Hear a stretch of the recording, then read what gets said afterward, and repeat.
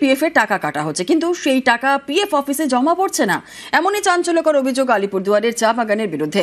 তাদের বিরুদ্ধে পুলিশে লিখিত অভিযোগ জানিয়েছেন জলপাইগুড়ি রিজিওনাল পিএফ অফিস, যার ভিত্তিতে হয়েছে এফআইআর।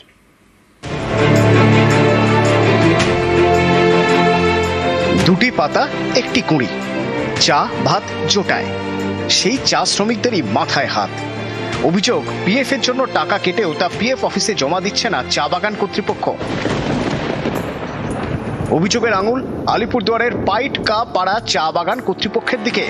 এও অভিযোগ, তারা গত জুন থেকে অক্টোবর পর্যন্ত চা শ্রমিকদের পিএফ এর টাকা জমা করেনি। সব মিলিয়ে প্রায় 33 লক্ষ টাকা।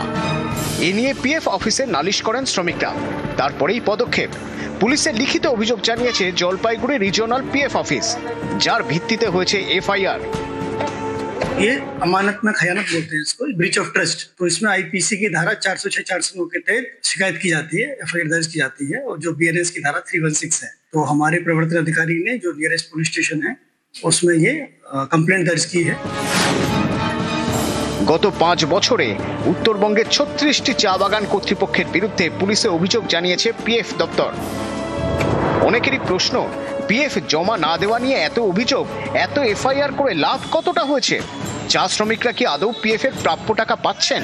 পিএফ এর জন্য যে টাকা কাটা হচ্ছে সেটা পিএফ অফিসে ঠিকমতো জমা পড়ছে তো? প্রতিটা বাগানে শ্রমিকদের পিএফ এর টাকা কেটে মালিকরা জমা দিচ্ছে না, গ্র্যাচুইটি দিচ্ছে না।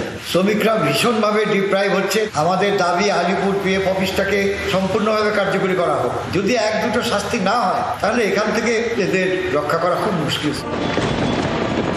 নিউজ 18 বাংলা।